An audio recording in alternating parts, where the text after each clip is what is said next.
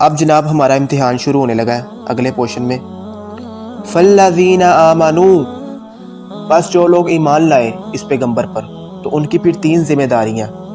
خالی دودھ پینے والے مجنون نہیں، ایمان لانے والوں کو کیا کرنا پڑے گا؟ فَالَّذِينَ آمَنُوا بِهِ، جو ان پر ایمان لے کر آئیں گے، وَعَزَّرُوا، اور ان کی تعظیم کریں گے، نمبر 1۔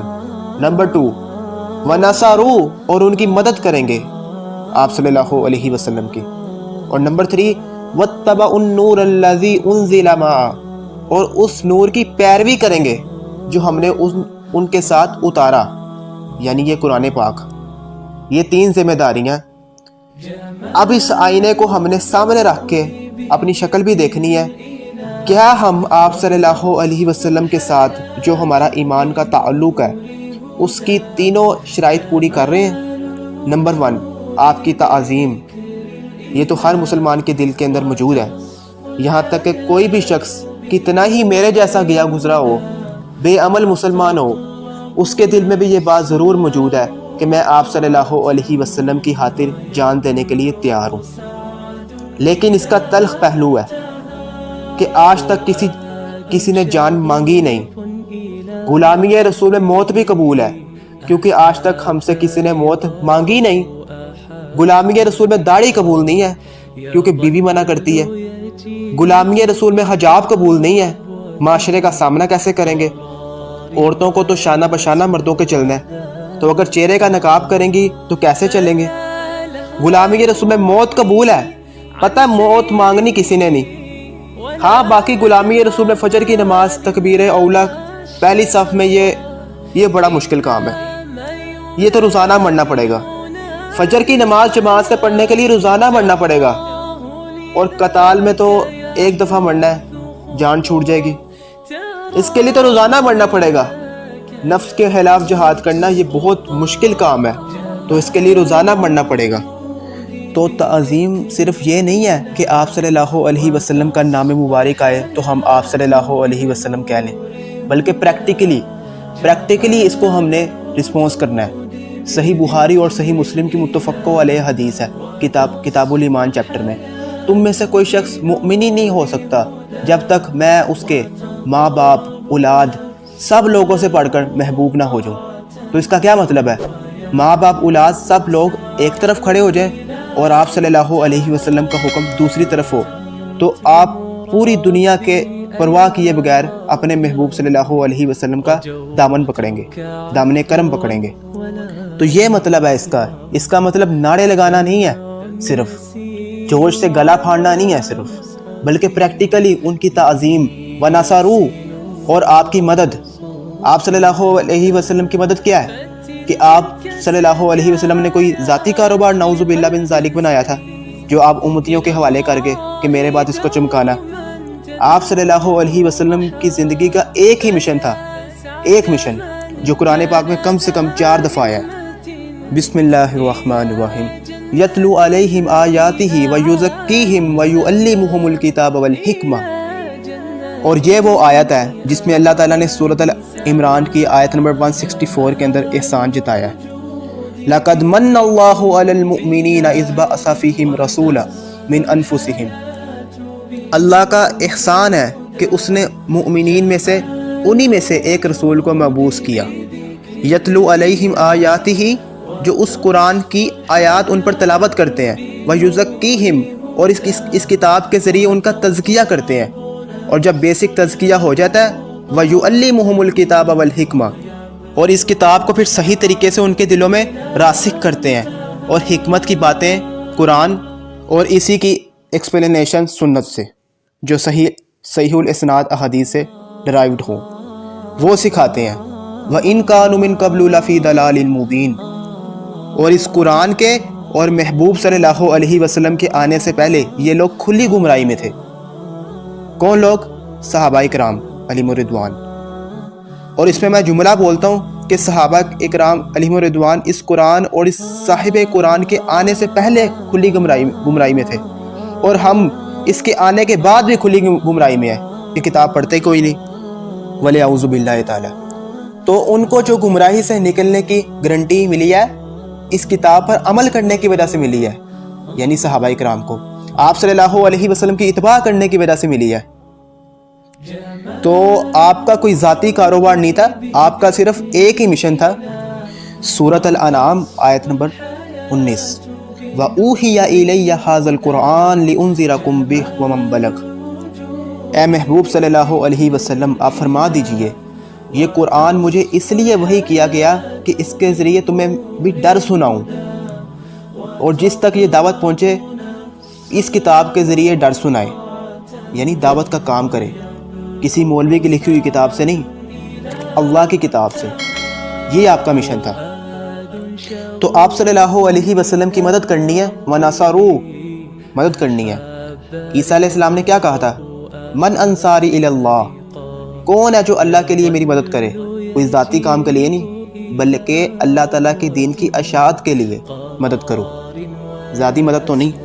ذاتی تو پیغمبروں نے کوئی ایسا کاروبار چھوڑا ہی نہیں کہ وہ آنے والے فالوور کو کہیں کہ اس کے پیچھے چلنا شروع کر دو اور اس کو چمکانا شروع کر دو۔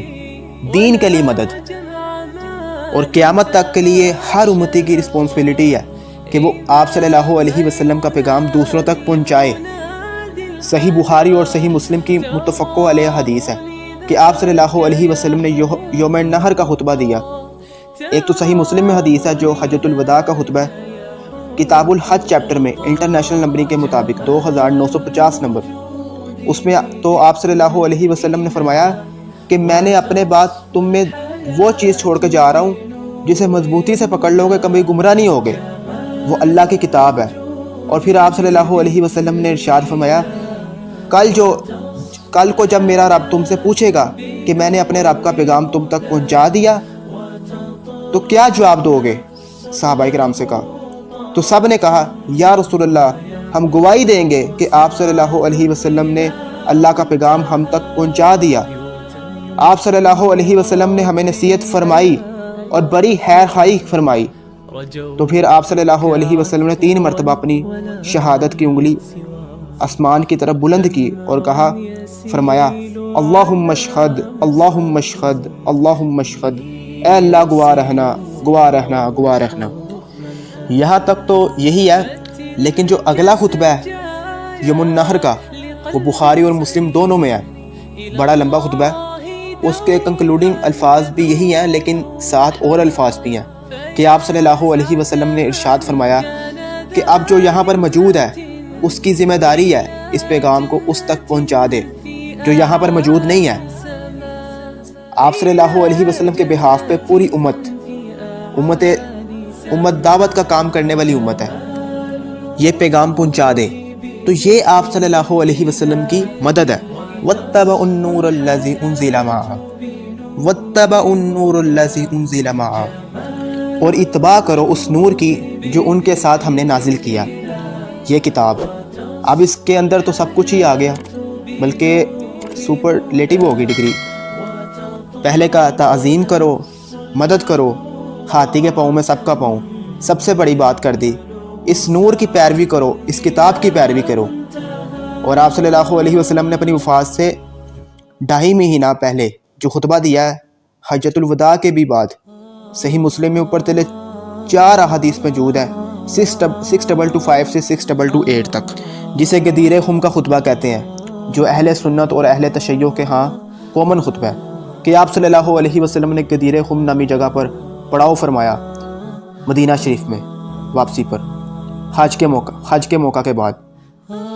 اب یہ خطبہ حجۃ الوداع کے بھی بعد کا خطبہ ہے، اسے بھی سپرسیڈ کرنے والا ہے، اور کنکلوڈنگ الفاظ ہیں، اے لوگو آگاہ ہو جو، میں بھی ایک انسان ہوں، قریب ہے کہ اللہ کا قاصد یعنی موت کا فرشتہ آئے اور میں اس کی دعوت کو قبول کر لوں۔ میں تم میں اپنے بعد 2 بڑی چیزیں چھوڑ کے جا رہا ہوں، ان میں سے پہلی بڑی چیز اللہ کی کتاب ہے، اس میں ہدایت ہے، اس میں نور ہے۔ اللہ کی کتاب اللہ کی رسی ہے، تم اسے پکڑو، اپنا تعلق اس کے ساتھ مضبوط کرو۔ جو اسے پکڑے گا ہدایت پر رہے گا، اور جو اسے چھوڑ دے گا گمراہ ہو جائے گا۔ قرآن میں آیا نا وَاعْتَصِمُوا بِحَبْلِ اللَّهِ جَمِيعًا وَلَا تَفَرَّقُوا، سورۃ عمران۔ یہ صحیح مسلم کی حدیث ہے، اس نے بتا دیا اللہ کی رسی۔ اور پھر زید بن ارقم کہتے ہیں آپ صلی اللہ علیہ وسلم ہمیں ترغیب دلاتے تھے، اللہ کی کتاب اللہ کی کتاب اللہ کی کتاب۔ اور پھر فرمایا دوسری باری چیز میرے اہل البیت ہیں، میں اپنے اہل البیت کے بارے میں تمہیں اللہ کا خوف دلاتا ہوں، میں اپنے اہل البیت کے بارے میں اللہ کا خوف دلاتا ہوں، میں اپنے اہل البیت کے بارے میں اللہ کا خوف دلاتا ہوں، کیونکہ آپ صلی اللہ علیہ وسلم کو یہ غیبی خبر دی جا چکی تھی کہ آپ کی امت آپ کی وفات کے بعد آپ کے اہل البیت کے ساتھ برا سلوک کرے گی۔ لہٰذا جن لوگوں نے بھی سیدنا علی رضی اللہ تعالیٰ عنہ کو تنگ کیا یا سیدنا حسین ابن علی رضی اللہ تعالیٰ عنہ کو شہید کیا، بنو امیہ کی ظالم حکومت، چاہے یزید ابن معاویہ ہو یا عبید اللہ بن زیاد ہو، ان تمام کا معاملہ ہم اللہ کا سپرد کرتے ہیں۔ ہم کسی سے محبت نہیں کرتے، ہم الحمدللہ اہل البیت سے محبت کرتے ہیں۔ بہرحال اس میں یہ جو پورشن تھا قرآن کو پکڑنے کا، اور وہ جو دوسری حدیث ہے وہ اس سے پہلے اس سے بہت ہی نچلے لیول کی روایت ہے۔ المستدرک الحاکم میں انٹرنیشنل نمبرنگ کے مطابق 318 نمبر حدیث ہے کہ نبی صلی اللہ علیہ وسلم نے فرمایا کہ میں اپنے بعد تم میں 2 چیزیں چھوڑ کر جا رہا ہوں، وہ حجۃ الوداع کے موقع پر جنہیں مضبوطی سے پکڑے رہو گے وہ موقع پہ ہے، تو کبھی گمراہ نہیں ہوگے۔ ایک اللہ کی کتاب اور دوسری اس کے محبوب صلی اللہ علیہ وسلم کی سنت۔ تو کتاب اللہ کو ماننا اور سنت کو ماننا ایک ہی چیز ہے۔ اسی کتاب نے سنت کی طرف رہنمائی کی، من یطیع الرسول فقد اطاع اللہ، جس نے رسول اللہ صلی اللہ علیہ وسلم کی اطاعت کی گویا اس نے اللہ کی اطاعت کی، الحمدللہ۔ اب آ رہا ہے جناب اتنی مشکل یہ 3 کڑی شرائط کے بعد، اولئک هم المفلحون۔ ادھر تو جناب ایک بار کلمہ پڑھ کر بیٹھے ہیں کہ ہم نے جنت میں جانا ہے۔ اے دیکھ لو جناب، جنت میں جانا اتنا سوکھا کام نہیں ہے، جنت میں جانا اتنا آسان کام نہیں ہے، بہت مشکل کام ہے۔ 3 شرائط آپ کوئی قرآن پڑھے تو پھر پتہ چلے گا نا۔ کچھ بھی ہے تیری محبوب کی امت سے ہیں، اے اللہ ہم سود خور ہیں، ہم حرام خور ہیں، ہم بے ایمان ہیں، ہم قاتل ہیں، ہم بے نمازی ہیں، کچھ بھی ہیں، یا اللہ تیری محبوب کی امت سے ہیں، اسی نمازہ کوئی نہیں پڑھنی ہے، سنو ایسا ہی معاف کر دے، یہ کہنا ہے نا۔ اور اگر اس کے اوپر اللہ تعالیٰ کے مور اللہ ایکٹیو ہو جاتے تو فوراً سر کے اوپر جوتی پڑتی کہ اپنی ناپاک زبانوں سے ہمارے محبوب صلی اللہ علیہ وسلم کی نسبت کا نام لیتے ہو۔ جو کچھ بھی ہے تیرے محبوب کی امت سے ہے، یعنی تیرے محبوب کی بات ماننی کوئی نہیں، بس یہ نسبت کی وجہ سے میں تاڑ دے، وَلِيَعُوذُ بِاللَّهِ تعالیٰ۔ تو یہ تھی 3 شرائط، آپ صلی اللہ علیہ وسلم کی تعظیم، آپ صلی اللہ علیہ وسلم کی مدد یعنی دین کی ترویج، اور تیسری چیز پیروی کرنی ہے کتاب اللہ کی، اور پھر فلاح انشاءاللہ تعالیٰ مقدر ہو جائے گی انشاءاللہ۔ پھر یہ بات کے بعد آپ صلی اللہ علیہ وسلم کی طرف سے دعوت دی جا رہی ہے، قُلْ يَا أَيُّهَا النَّاسِ إِنِّي رَسُولُ اللَّهِ إِلَيْكُمْ جَمِيعًا۔ اے محبوب صلی اللہ علیہ وسلم آپ فرما دیجئے علی الاعلان پوری انسانیت کو کہ بے شک میں تمہاری طرف رسول ہوں، تم سب کی طرف، اللہ تعالیٰ کی طرف سے، الذی لہ الملک السماوات والارض، اس اللہ کی طرف سے اور جو آسمانوں اور زمینوں میں ہے اس کی ملکیت ہے، لا الہ الا ہوا، نہیں ہے کوئی معبود مگر وہی، یحیی و یمیت، وہی زندگی دیتا ہے اور وہی موت۔ یہ اللہ کا تعارف آ رہا ہے۔ اللہ تعالیٰ سے دعا ہے کہ جو میں نے حق بات کی اللہ تعالیٰ ہمارے دلوں میں راسخ فرمائے، اور اگر کوئی جذبات میں میرے منہ سے کوئی بری بات نکل گئی تو اللہ تعالیٰ ہمارے دلوں سے ہی معاف کر دے، اور ہمیں کتاب و سنت کی صحیح تعلیمات پر عمل کرنے کی توفیق عطا فرمائے۔ جزاکم اللہ خیرہ۔